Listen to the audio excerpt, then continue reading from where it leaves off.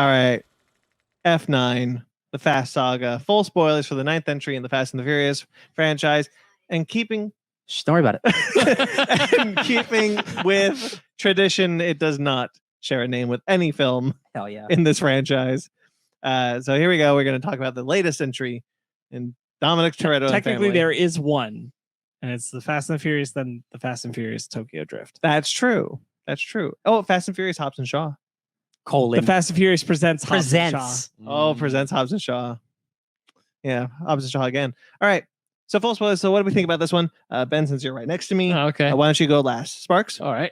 Yeah, I'm flabbergasted, honestly. I'm very happy. I did not anticipate character pathos in this movie at all. I also did not expect them to have blatantly and consistently lied about Charlize Theron's role in this film. What an impressive trick. They got me. I'm all about the family. I had a great time. Yeah. Ryan? Wait for it. Wait for it. Wait for it. Fast and the Furious made me feel love again, you guys. I don't think this is my favorite Fast movie, but the more I think about it, the more it gave me everything that I thought I wanted from one of these movies. And the fact that Justin Lin is back and he's going to be back for the trilogy, like cements like, oh, this dude knows how to make like insanely fun summer blockbusters. I had a really, really, really good time. Ben?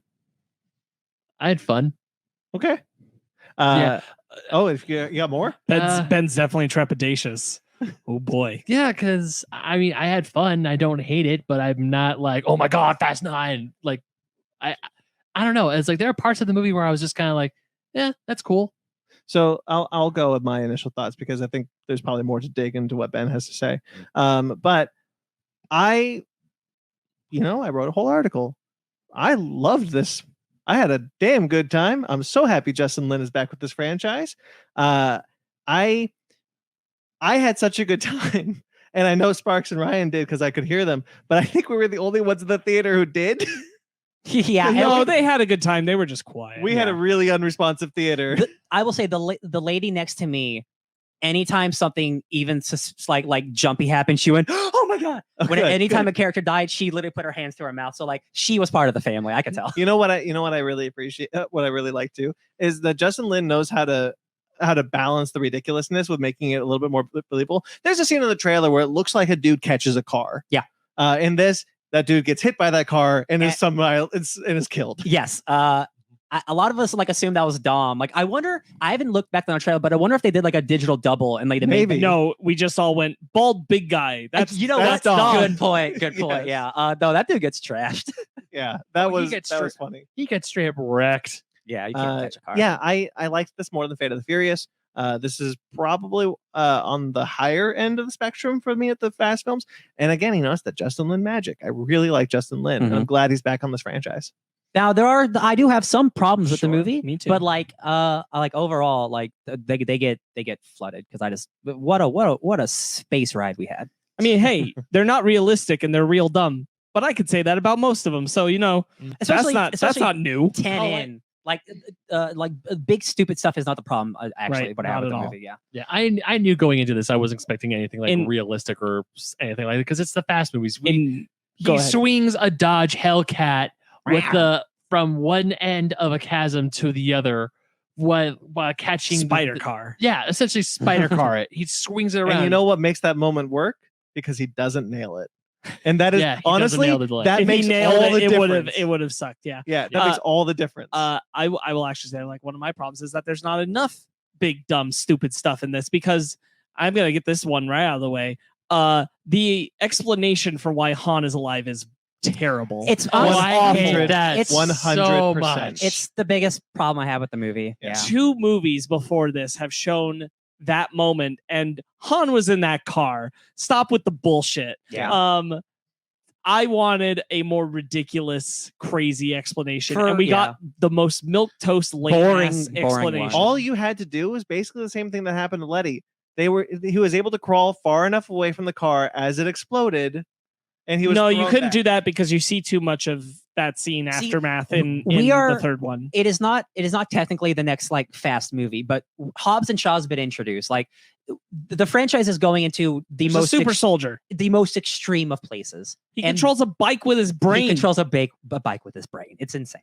Like this franchise isn't new to crazy ideas. So like they really went the lamest way. Like nah, like we just had to fake my death so I can go be a secret agent. Honestly, Okay. honestly, the thing that bugs me the most is it ties Mr. Nobody into the family far earlier because he knew Giselle. Yeah. That doesn't bother me. That doesn't bother me. It's just like the execution of the Han stuff. But it wouldn't it bothers me only because I don't think it's well executed. I don't think that moment when he's talking about Giselle, I don't honestly think it works. Maybe because I don't think it's well written, but it's just if it is maybe like polished a bit more, I'd be more on board with it. But there's something about the scene as it is presented that I'm not into. That's fair. Yeah. Yeah. For me, it's more like, just like the way Han described it. I'm just like, oh man, this like you guys have like you're going to space and like you're jumping from like Dubai buildings. When they show the shot that's like Shaw's legs walking in the foreground and Han's there, and then he's magically not there when Shaw passes. I'm like, bullshit. It's awful. And then it's like you see Mr. Nobody, and then it's like there's Han there. It's like, no. Now I just got to keep you dead. No, that's bullshit. I appreciate Kurt Russell being in the movie. Kurt Russell is always having a good time when he's in these movies. He is. Is he dead? Like dead? He never finishes the movies. We never know where his character ends up by the end of the movies that he's been in. Furious 7 and The Fate of the Furious. We don't know where that character ends up.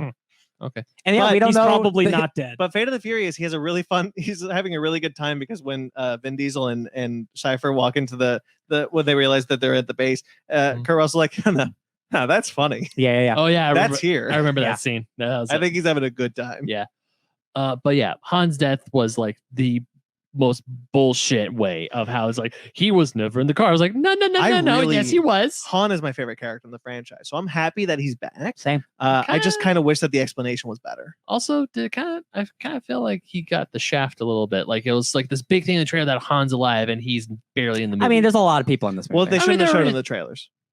They shouldn't have shown it in the trailer. Yeah, if we didn't know Han was in this movie, this movie would automatically, I think, be better. I think that the moment in the trailer where it's like, guess who's back, and he's like, nice clubhouse. I think that would have been plenty. Yeah. And then I wish I never saw any of the other footage. We saw sniper shots. Where we saw the sniper shots or anything like that. I'd constantly be like, okay, but like what?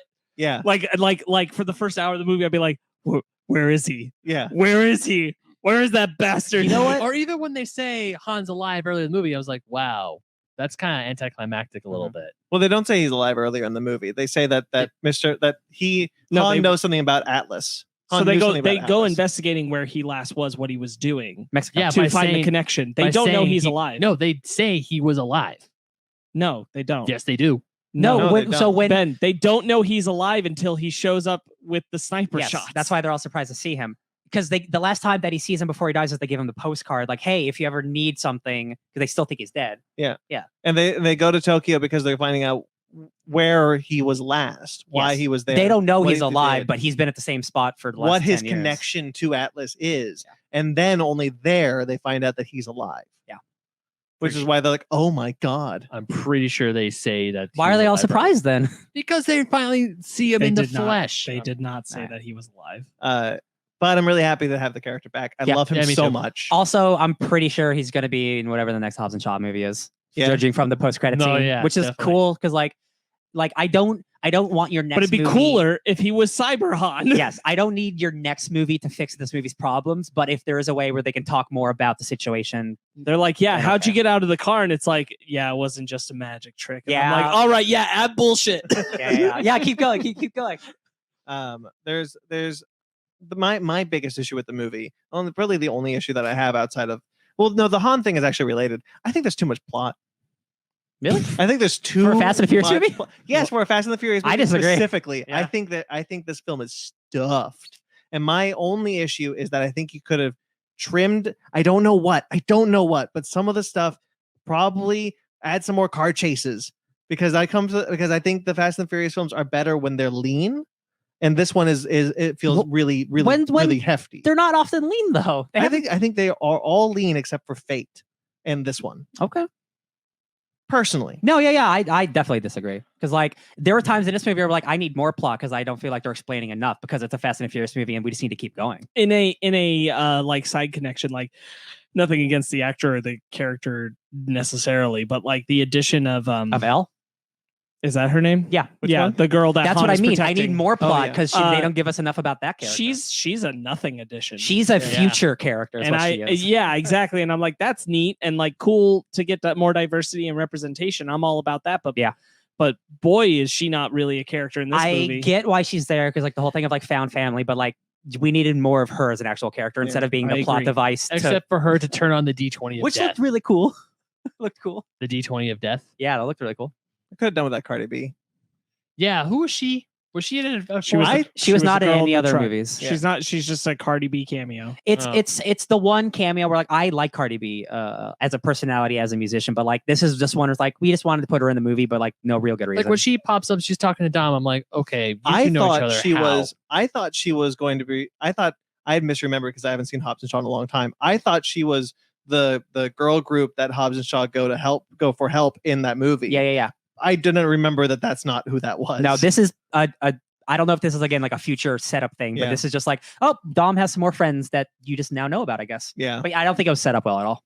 I agree. Yeah, but you know who I think is fun in this movie, having a good time, Helen doing her Mirren? first driving stunt. Helen Mirren's having a good time. So when Helen Mirren shows up and she says Dominic Toretto, me and Megan both at the same time also went Dominic Toretto because Helen Mirren's great. English accents are great. I just love how she steals the necklace and then she's like, if you drive, I'll give you. So Vin Diesel's a different person in this scene than any other scene in the movie because he's smiling, he's having a great time. I don't think that's Dominic Toretto. I think that's just Vin Diesel hanging out with Helen Mirren. Yeah, that dude is seriously just smiling and having a good time. I just love it when she's driving. She's like, hit the e-brake for me, darling. And he's like, okay. Yeah, I had a good time with that sequence. I turned to my girlfriend and I was like, how many other movies do you get Helen Mirren doing this driving stunt? Killing it. I told Ryan, I'm like, if they're still going to make the female Fast franchise, she better be at the head of it. Yeah, I'm into that. Yeah. And so this movie reminded me a lot of the Russo brothers Avengers movies because one, there's a lot of names popping up on screens like, oh, we're going here. There's a lot of globetrotting team building up. There's a lot of people meeting up. I love that the Tokyo Drift guys and the one dude from 4 are hanging out and they're just rocket scientists in Germany for no reason. It's just like the Tokyo Drift guys, because of their scene, because it felt like they were really only there to set up the rocket engine. Yeah. I was like, okay, you might have been able to cut this part, but then later. I really liked it when they saw Han for the first time. I think that moment earned their entire presence in this franchise. I did enjoy that part. I honestly like, even though it's a huge plot hole. Oh, 100%. Oh, yeah. I really was a teenager and now I'm 40. Yeah. Hey, listen, man, not everyone has good genes. I like the Tokyo Drift crew. I'll even include the guy from 4 as like, but like I really liked all of them in this movie. I like Bow Wow. Like they weren't in the movie a lot, but like Twinkie. the side characters. You went by that ever? Roman and Tej. This is the movie I've liked them the most in, I think. I generally find them fun. Like I'm happy they're there, but I've never really cared. I really like them. I'll give you that too. I've had a hard time connecting to them without Brian. Yeah, because their connection with friends. Brian. Yeah. And so without him, I was having a difficult time. But this time I did not have that issue. I don't know if it was just like the situations that they were in, or just like Roman was accepting that he's an invincible God. monster. Yeah. No, so I absolutely love that scene where it's just Tej, Ramsey, and Roman, and he's saying, "It's like, look, we've been in crazy situations. We've done all this stuff because you even see when he was in the pyramid and all those military guys were shooting at him, not a single scratch. He's he like, should be dead." I'm thinking, is like, is Fast and Furious kid like super meta right now? So I will say, and I didn't even like watch all the movies again. I watched Fate of the Furious and then I watched F9, and I agree that I think Roman and Tej's stuff is probably some of the best stuff they've had in the franchise. I'll say that. There's stuff here. However, I will also say that they're pretty much caught in a trap where like every movie they're doing the exact same bits with different words. Yeah. Oh, sure. And it's just like Roman does thing. Tej makes fun of Roman. Roman gives him sass. Tej points out logic. Roman goes, I'm hungry. Like it's every time. And then sometimes Ramsey, and unfortunately, like Ramsey's just a trapped character who's like the third wheel of their thing. I'm so glad who's you brought not that up. allowed to be another person. Yes. And I'm like, we're like 3 movies deep of this being the same interaction between Yeah. these 3 characters. And while I agree, Roman and Tej probably have some of the best stuff, specifically when they're in space together from this stuff. I'm also like, they're still just doing the same stuff. Yeah. And I'm done. with it. I agree with that. That's why I like to like the Brandon's point earlier, like I've never really like, again, I like them, but I don't connect with them like some of the other characters. But like this movie, like I did connect with them. So in the next movie, I hope it's not the same shtick, because otherwise I will be. That's the thing is like, I'm like, I can't, I realized as I was watching, I'm like, I'm enjoying this because I think it's the best it's been. Mm-hmm.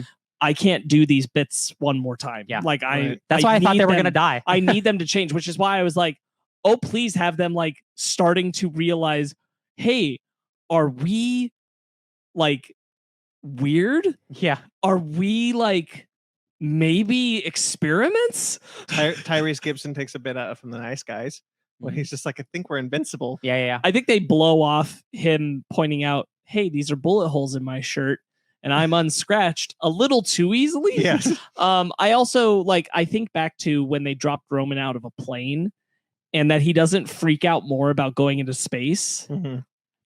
Am I remembering wrong, or don't they drug him to put him on the plane? No, they don't. Okay. They don't. He does get on the plane, but he doesn't get off the plane. So then Tej like he forces the boosters. Okay, yeah. Oh, and I'm like, that guy would freak out more about the space rocket launch. But it's like it's fine. I actually was surprised that I liked Josh Lucas as much as I did. Sure, I thought he was having a good time. Yeah, I did too. I definitely like, I was feeling it after I watched Fate of the Furious. I'm like, man, literally every scene, it's like the same conversation with different words between Roman and Tej. And I'm like, they gotta do something else. Yeah, I get you. We have danced around it, but not really. They go to space in this one. Yeah. Personally, I think too early, but I was happy to see it. I mean, yeah. Like, where do you go after though? I mean, that's genuinely the thing. Curious. That like the thing is like, I don't think this movie, even though like the space thing is like is spectacle, like this movie isn't the biggest Fast and the Furious movie. I don't think. So I think they can still do giant spectacle, but like going to space is like a very they weren't gonna like go to space and have a space battle. They launched the car into space to I really appreciated that Roman drove the car in space. Hell yeah.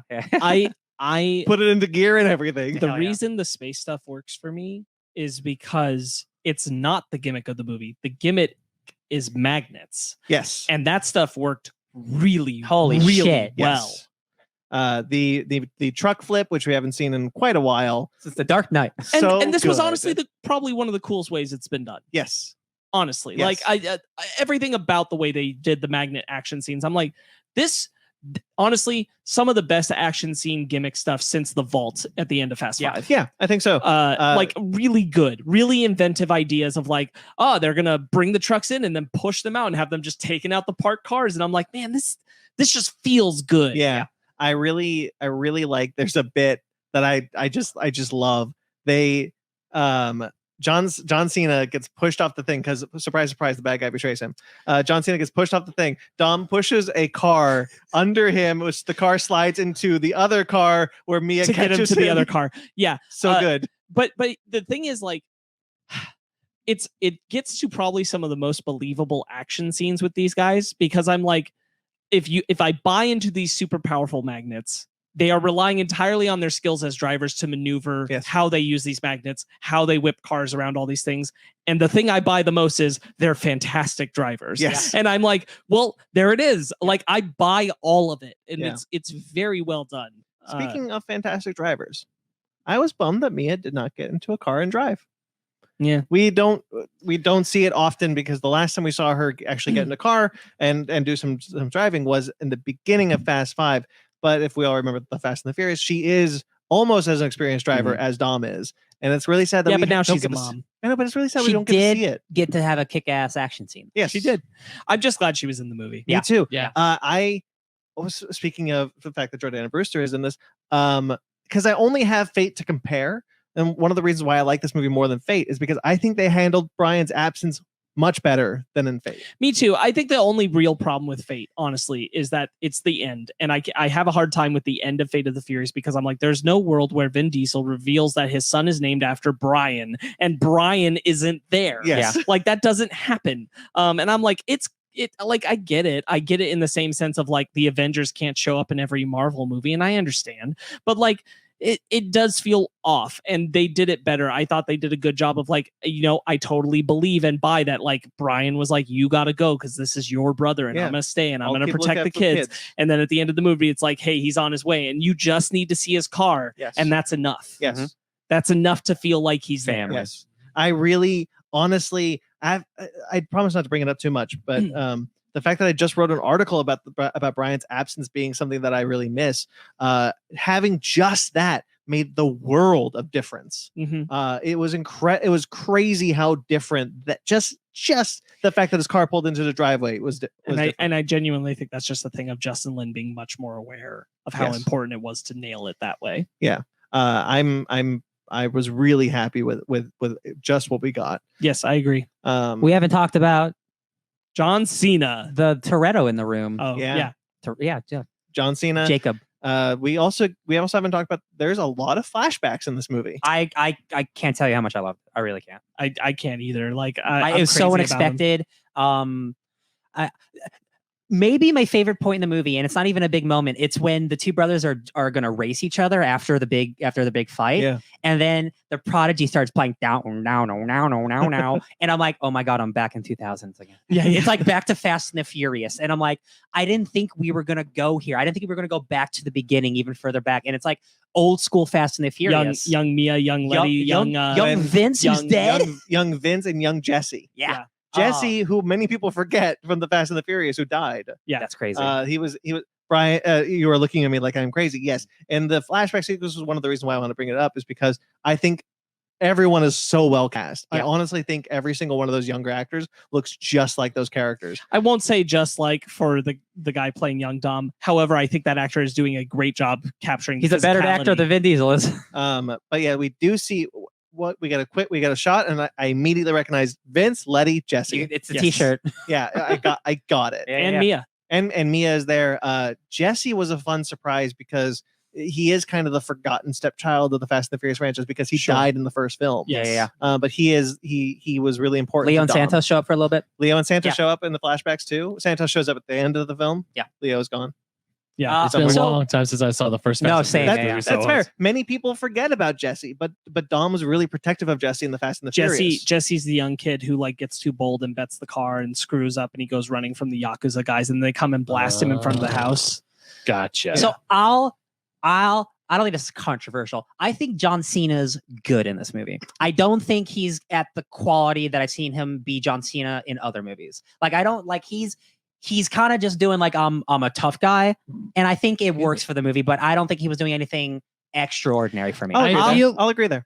I feel that the flashbacks help John Cena a whole lot. Yeah, I agree. Because I was going to say earlier, the flashbacks are something that I didn't think I really wanted. Because like when the film starts, it starts with a flashback in 1986. Also, fun fact, I'm like 99% sure they filmed that at the Irwindale Speedway off the 605. Hell yeah, dude. California. Michael Rooker shows up in the flashback. I'm like, he does. You're in this movie, I guess. Cool. Yeah, he is. But seeing that flashback and seeing what happened was like, oh, and seeing the events that followed throughout the movie and then getting the whole picture of it, I'm like, oh wow, the thing that sucks. The thing that I also really like about the flashbacks, going back to the kid who plays young Dom, I think he showed up and I was like, that's young Dominic Toretto. Yeah, I got it immediately. One of my favorite things that they do in the flashback is when he's racing young Jacob. Yeah. And he does the Nas, and I was like, do it. Too fast. Too soon. Yeah. He does the thing. I'm like, yes. Yeah. That kid, I don't know if that kid, the guy who played young Dom, if that's his voice, but man, that's not many people sound like Vin Diesel. Yeah. They also retroactively created a thing where when you go back to the original now, you will look at Dom's relationship with Brian and be like, he sees his younger brother. And 100%. Yeah. Yep. And it's like, and it's all there. And you're like, oh shit. See, and this is one of those things where like I don't often or won't revisit those early Fast and the Furious movies because now that we're here, I like the big bombast. I don't need, selling broken stolen DVDs or anything. That right? first one's still real good. No, that's the thing. Now that Tokyo Drift, all of this family stuff, and it's going back, it makes me want to revisit that first one. Sure. Because I now have the connection. Like, oh right, it did all start back in this, or this hanging out in LA doing stuff like this. I definitely feel like I should have watched the first one, or at least the first few before I watched Fast 9. I was really happy to rewatch all of them, and I think that when 11 comes out, not 10, when 11 comes out, the final one, we should do a watch through of the entire franchise in 5 years. Yeah. I'm giving us plenty of time. Yeah. I think John Cena, going back to how John Cena comes across in this movie, I think the important thing is I fully believe he's a Toretto. Yes. And that's all you needed to sell me on. And I believe entirely he's Dom's brother. I didn't, we looked at it like it was really silly in the trailer. Like, oh, Dom's long lost brother. What was the thing that made Dom turn against? Yes. And so but it really works in this movie. It's really powerful. I didn't think it was going to be what it was. Yeah. They really I thought it was going to be something silly. Also, we thought that Charlize Theron was going to be recruiting him, which is not the case. Nope. But I thought it was going to be something really basic and silly where it's like, they had falling out and beef, and I'm like, cool. And we weren't going to really explore it, but it's like, it is the heart of the movie. Yeah. And I'm like, man, this really works for me. Just, because we can do spoilers, but Dom thinks that Jacob intentionally killed or accidentally killed their father. No, I think at first he thinks intentionally, without his dad's knowledge, and then you learn he thinks intentionally, but really it was so his dad could throw the race. His dad was trying to throw the race, and then unfortunately he goes to the crash, and then it ignites the whole car. What's awesome about the flashback scenes, and I think I was talking to you about this, is those flashback scenes have their own narrative story within the Fast and Furious movie itself. Because you see Dom and Jacob go through their shit. By the end of those flashbacks, they're at a different place than they were at the beginning of those flashbacks. Mm-hmm. So there's two separate stories being told about the same characters at different points in their lives. It's so anime. It's seriously anime. Let's talk about the most artsy the Fast and the Furious has ever been in. And it's when Dom is drowning, it turns into an A24 movie for about 5 minutes. Yeah, and it is so beautiful, truly beautiful. It is the most beautiful the Fast and Furious has ever been. Where Dom is drowning and then he drifts into a memory, and he's drifting in and out of different memories, and it's all seamless. Yeah, he's drifting. And I'm like, oh Jesus, thank you. But man, I turned over to Sparkz in the theater. I'm like, this is the artsiest this has ever been. This is insane. Yeah, I loved it. And I'm like, if the next couple movies get a little more experimental, him standing there because he's not saying anything, and you're understanding Dom is processing the information he got from Jacob, and he's looking back at the events, and he's going, oh shit, my dad wasn't as good. I treated my brother wrong. Mm-hmm. I was wrong, and that line is cut. He's hearing in his head that line from Michael Rooker's Buddy, where it's the most important thing to a Toretto is family. The worst thing you could do is cut them off from it, and that's what you did to your brother. And then he's like, oh shit, I did. And him just watching the race moment and watching Jacob screaming no, I'm like, holy shit. I hate watching movies with emotions with my friends, especially in theaters, and I don't expect this, but this movie almost made me cry a couple times, and I'm just like, oh, this is how I know they've done it. Yeah, I'm watching 19-year-old Vin Diesel cry for his dad, and that's my dad. I'm like, man, this is anime. Oh my god. Oh. There is the sense that this new direction that the Fast and Furious films are going into, this last trilogy, I am more optimistic to it. I am more interested in it, and I'm glad they did this because initially they were going to do the trilogy off of Fate. Mm-hmm. It was going to be Fate, and then 9, and then 10, and that was going to be it. And then they chose to do 9, 10, 11, and I really appreciate that, kind of giving it a clean slate going into the last half. I agree, and I think the subtext that we were probably all thinking, but never voiced, was that when they showed John Cena was going to be playing his younger brother, I was like, all right, I get it. This is the Brian substitute in a sense. And yes, he kind of is becoming that, but they did it in such a detailed, fill out your, it's not what you, it's, what everything you think is wrong. Trope? Yeah. Everything you thought you knew is wrong. And it's that done really, really well. Yeah. There's a thing where Dominic Toretto talks about, he's giving Jake the car, and he says, someone once gave me a 10-second car as a second chance. Man. And I'm like, It's a Brian thing. I owe you at least that. Yeah. You did it. It's the nod to that. And I'm like, man, they really made this feel like something where I understand why they're doing it retroactively of Paul Walker's passing, but it feels like something that was just always there. Yeah. So when we were driving to the theater, I told Sparkz, like, I don't see how they can turn John Cena like into a good guy by the end of this movie. Like, I feel like this trajectory of like maybe the trilogy. Cause like, and I even said like, I don't know if I would like that they make him a good guy so fast. But the movie did it in such an excellent way where like I bought it and I wanted him to be a good guy because this dude has had a really sad life and he didn't deserve the things that happened to him. I bought it. I buy it 100,000 times more than Shaw's turn in Fate of the Furious. 100%. Yeah. I agree with that. That one. Look, I bought it for the movie, but I had to stretch. It is fast. Yeah, I definitely had to get up and stretch for that but one. it's not Furious. Oh, you. Yeah, I think that the stuff building up Jacob's character is just done really, really well. I think that's fleshed out exceptionally well. They did it. I don't know. It was crazy. I'm really, really glad that Cypher is still out there. Mhm. I liked that she was kind of put on the offensive in a way. At the end, yeah. Sorry, on the defensive. Oh, okay. Because she was on the offensive in Fate, and here she's kind of playing defense in a weird way, like long con stuff. And Charlize Theron's having a great time, and I really like her villain as Cypher. Having rewatched Fate of the Furious, she is one of the best things about that movie. Yeah. Is the presentation of her villain character. She's essentially a really good Lex Luthor for the Fate of the Furious films. Sorry, for the Fast and the Furious films. It's super cool that like that now that we know that there's like an end game. Sorry to say, but like we know that there's like a trajectory. Like they are building to like a big cool finale, and like okay, we got to round up all the characters, and we got to bring in like new characters to like to finish it out. And like now that we got John Cena, and I'm so There's a couple of characters I'm still waiting for a return, if you know what I mean. There you go. My favorite thing is that they've been able to, like, in a series that tends to, when it comes down to it, rely on brute strength as the important defining factor for winning a thing. Charlize Theron manages to still stay ahead of them by being crafty. Mhm. And I think that's really effective. That's what I was talking about, where when Vin Diesel is like, I was 3 moves ahead of you the whole time. I'm like, sure. Oh, there's another villain. There's Otto, the German guy. He's fine. Yeah. He's the rich accomplice but guy. what I wanted to bring, I brought that up because in Fate of the Furious, at the end of Fate of the Furious, which is the only time that we actually get any sense of Dominic Toretto, because most of the time he's playing a bad guy.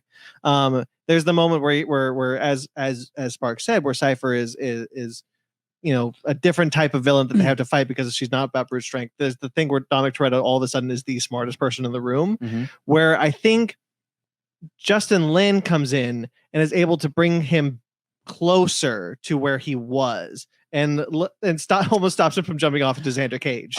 In a similar vein to what you're saying, I think my favorite thing about the stuff between Dom and Jacob is that